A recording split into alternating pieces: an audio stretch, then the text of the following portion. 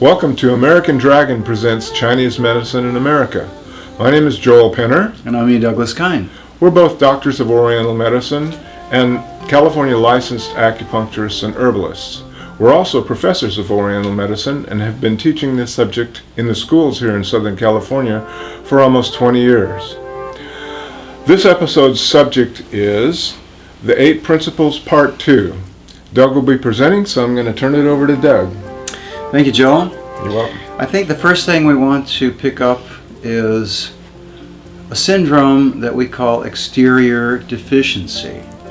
Now, we don't need to add hot or heat or cold to this because the temperature really is not important to this specific syndrome. Exterior deficiency really means that the exterior is deficient. It is not able to protect against exterior invaders. Another way of saying that would be Wei Qi deficiency. Those two terms are generally synonymous. Right? And what we see, and I've seen this so many times in my clinic, the principal manifestation is someone who is catching colds and flu and just can't shake it. And it just goes on and on. Of course, that's a deficiency. Deficiency tends to be chronic, but they just can't shake it. And what we usually see with these people is that they've been to MDs and they've taken antibiotics, and it just seems to make it worse. Well, we really understand this syndrome, and what we have to do for this person is not go after the invaders per se. What we have to do is seal the exterior so that no more invasion takes place, and then tonify that Wei Qi, principally by tonifying the digestion, which produces all Qi, of course. Right. Other symptoms that we see along with this very commonly are fatigue. Of course, any kind of Qi deficiency is going to be accompanied by fatigue or tiredness. And another thing that we see commonly is what we call spontaneous sweating. That is when the sweat comes out with just very little effort at all, or even no effort. It's just people will start sweating. And the reason is that the Wei Qi controls the pores. So not only the Wei Qi not only keeps invaders from coming in, but also keeps the fluids inside. Right. It controls those gates on the skin. So when the Wei Qi is deficient, as in exterior deficiency, we have things going in and things going out. It's not a good situation, so that needs to be strengthened. And a fourth might be, we might say, a superficial weak pulse. I would include that. Right. Superficial, of course, indicating that it's on the exterior. The problem is on the exterior, and then a weak, very weak or frail pulse would indicate that the Qi is deficient. So that is what exterior deficiency would look like, and what I've seen it so many times in my clinic. Would you have anything to say about that, Joel? Anything to add? Nope. Okay. I can't think of anything. All right. Well, You did just fine, Doug. all right. And so I think it's time to move on. Okay, what's to next? To our next set of syndromes. Well, we've finished exterior. So now we go interior. We're going to talk about interior syndromes. Interior, of course, involves organs. Now, most interior problems are endogenous, which means they're created on the inside, but there are interior problems that are exogenous. That is, they're originally invaders from the exterior, and they get past that Wei Qi, and they get inside into the organs and cause problems. And it can be any organs, really. Very commonly, we see lungs and stomach as victims of an exogenous pathogen that happens to get inside, causing a problem. So, for example, when wind heat gets past the Wei Qi in the throat and the sinuses and gets into the lungs, That would be an interior problem with a heavy cough and thick yellow phlegm. That we would call interior heat excess. Excess, right. So it's an excess problem that got inside, interior, and it's heat because of the yellow phlegm. So let's talk about that for right now. Let's talk about interior heat as a general category. We can divide that into two subtypes. There's interior heat excess and there's interior heat deficiency. And when we say these things, when we say three of these principles together, what we're really saying is interior plus heat plus deficiency, or interior plus heat plus excess. These are all three together, coming together to form a syndrome. And so interior heat excess is extremely common in our culture here in the United States. I think it's largely due to all of the hurrying and worrying that goes on, to put it very succinctly. You know, it's the basis of all these autoimmune disorders. It's the basis of inflammation. Inflammation is epidemic in this country. And these inflammatory disorders can hit any organ. And so we see symptoms and signs that indicate heat. We've gone through some of that heat already. Let's go through some of these interior signs and symptoms that indicate interior heat excess. Okay. First of all, we want to talk about the mind, or the heart, the shen. We see a lot of hurrying, but then it gets into agitation. Agitation, rage, anger, irritation, all of this suggests heat. Not only heart, but liver heat, which liver will be combined with, liver heats up very easily, by the way, as you'll learn in future lectures. We'll also see insomnia, very common. Tossing and turning, even sweating at night, inappropriate sweating, because it's the heat that keeps us awake. It's the heat that wakes us up. So, at night we want to be cool and sleepy, but it's that heat that won't let us rest. Restlessness, restless leg. You ever see somebody sitting there like this? They're under, they've got heat, right? You ever see somebody racing their car up to a red light? This is heat. Why are they racing? Why are they going fast? Remember that all this speed creates friction, and that friction creates heat. It's just simple physics. We can see this in multitasking, people doing things all at the same time. All this is creating friction and creating heat. So, now that heat will travel up, because of course heat rises, and it can take acid from the stomach up into the mouth. That acid, sour taste in the mouth, bad breath. Well, that could indicate stomach heat, for example. Bitter taste coming up. That's coming up, of course, from the liver gallbladder. That's heat again, rushing upwards. We'll see a lot of heat problems in the upper body, although it's not confined to the upper body. But we'll see a lot of red eyes, eye problems, sinusitis. And that reminds me, anything with itis. What does itis mean? It means inflammation. Anything with itis, like sinusitis or pharyngitis or workitis or all kinds of itis.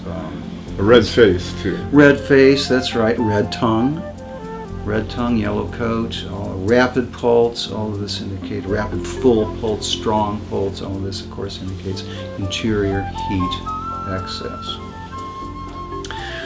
Then we get down to the bowels. Heat will dry out the fluids, and so you get thirst, you'll get constipation, hard, dry stool, scanty urine, yellow, strong odor. That's another thing, is that excess heat expands outward. So if you take molecules and you apply heat to them, they're going to start expanding. They're going to start going crazy and going outward. And so heat is going to radiate, and that's a very important distinguishing symptom as opposed to interior heat deficiency. We'll talk about that next. But the excess heat is going to radiate out, and you can actually feel it. If it's on the surface of the skin, Right. you can feel it. It will feel hot. It will be coming out. So it will dry out the stool, causing chronic constipation, for example, and chronic thirst or excess thirst, dryness of sinuses, dryness of skin even. So this is a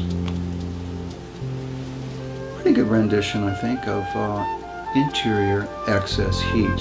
Very, very common, can be very minor, can be very major and life-threatening. So. Now, interior heat deficiency, of course, means interior plus heat plus deficiency. And what this looks like is mysterious heat that is felt by the patient, but you really can't feel it yourself by putting your hand to an affected part because it's not radiating. What has happened here is that the yin has dropped. Remember that the yin controls the yang and balances the yang. So when that yin drops, what you have here is the semblance of excess yang, but it really isn't. But it feels like there's heat. See, but that cooling system is broken. Right. That's the problem. So it's really synonymous with yin deficiency. That's right. Yeah. Now, yin deficiency doesn't mean yin plus deficiency. It means deficient yin.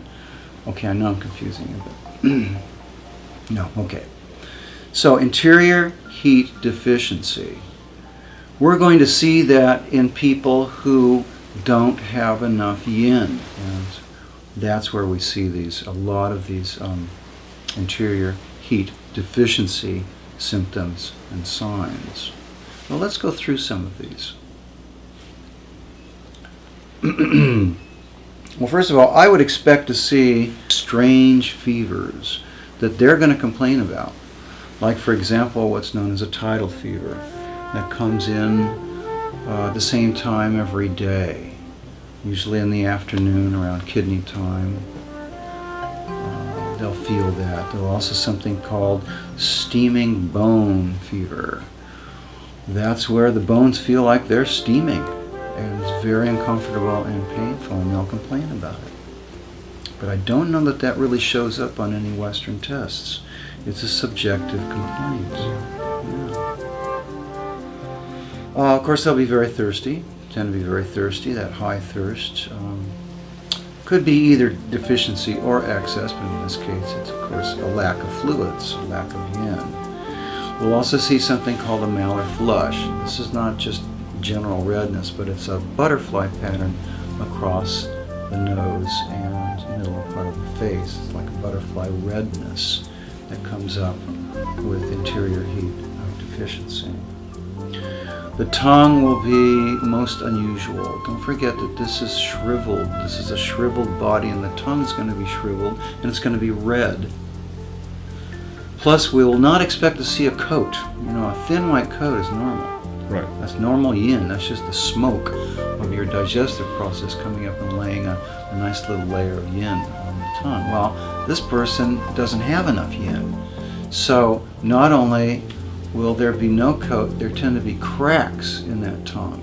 Fissures even. Now, some people are born fissures, so you can't take that in every single case, but generally when you're seeing interior heat deficiency, you will see some fissures and cracks in a tongue, and it could be very painful as well. Speech will be rapid, and instead of forceful, like interior heat excess, it'll be reedy, thin quality. And the shen will be scattered and, well, agitated. Agitated and scattered. The mind will be agitated and scattered, not really thinking that clearly. The pulse typically is thin, very thin, because again, we're looking at not enough yin. And rapid, heat. Right. And probably medium to deep level, because it is interior. So that's a good summary, I think, of interior plus heat plus deficiency. Okay. Interior plus cold plus excess is a situation that is either going to be minor or very quickly life-threatening. Let me explain that to you. We have a pilot burner inside that keeps us warm. We're warm-blooded creatures. That pilot burner needs to be warm all the time. Now, as human beings, we use clothing, fire, warm foods, shelter to keep us warm against the atmosphere. When you think about it, we're 98.6 degrees inside Fahrenheit, and the exterior temperature is usually going to be colder than that. So we have to constantly fight against that cold. And that's why we need that life gate fire. We need clothing, shelter, warm clothes. And that life gate fire is called Mingmen fire. That is Mingmen fire. And so you'll hear that term in the future. That will be repeated. So you'll know what it is. So we're always protecting ourselves against exogenous excess cold, this cold outside that really wants to get inside and cause damage. Now, when it does get inside, that can be life-threatening, and that's called exposure. If we are exposed to cold temperature for too long a period of time, this would be an exogenous, created on the outside, exogenous cold invading the interior, getting into the organs and causing interior excess cold. That can be a life-threatening situation. We can also swallow cold poisons like lye or bleach. These are cold operating poisons. That can also be very life-threatening. When cold enters quickly into the internal organs, it's either life-threatening or minor. Now, minor would be if you swallow too much ice water or swallow an ice cube. Did you ever swallow an ice cube, Joel? I have. I recommend nobody swallows an ice cube. It is very, very uncomfortable. It causes cold cramping and pain in the abdomen. It's terrible. But you know, your body has enough fire inside, has enough yang, usually, to deal with that. So we're not going to take medicine for it, although a hot tea is certainly a good thing for that. But that would be, again, interior excess cold. It would be rather temporary. Right. It's generated from the outside, however. Yeah. In Chinese medicine, we really don't have any syndromes that are generated internally, any cold syndromes that are generated internally. That's right, and that's because we're warm-blooded. Excess cold. Yes, we're warm-blooded creatures, so we're not going to generate excess cold. It will always be exogenous, created from the outside. And now we come to interior cold deficiency. That means interior plus cold plus deficiency. And here we're really talking about yang deficiency, where that yang just isn't able to rise up to the level where it heats the body appropriately. And the symptoms are going to be a chronic cold body with extremities that are very cold. A preference, of course, for warmth, for warm drinks and warm weather and warm people. Cold and weak and painful lower back, of course, because that's where that kidney fire is located. That's right. So that back is going to be cold and weak and sore. They're also going to be exhausted because qi is part of yang. And so when the yang goes down, that qi goes down too, and they're going to be very exhausted because this is a yang deficiency situation. They'll be very weak. They're Bring them a strong desire for sleep, curling up, keeping warm. The Shen will be affected, very likely, depression or sluggishness. And there will be some yin deficiency as well, because yang comes from yin. That's right. Right. There'll be a weak digestion, very typically, right? With not enough heat. Well, yeah, not enough heat. So not enough heat to really call for a lot of food. The hunger will be very weak. And maybe typically watery diarrhea. Watery, of course, represents cold, internal cold, right? And the urine will typically be profuse and clear. Of course, that suggests cold, watery, cold. All that goes together, right? Face will typically be pale, withered even because of the yin deficiency, but pale or even gray.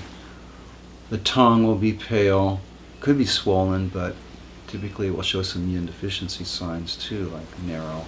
And a lot of times what we'll see, like in hospital patients, we'll see a black coat. Right. It's really That's severely really under vision. severe. That's really, that's dangerous. You can see that black coat.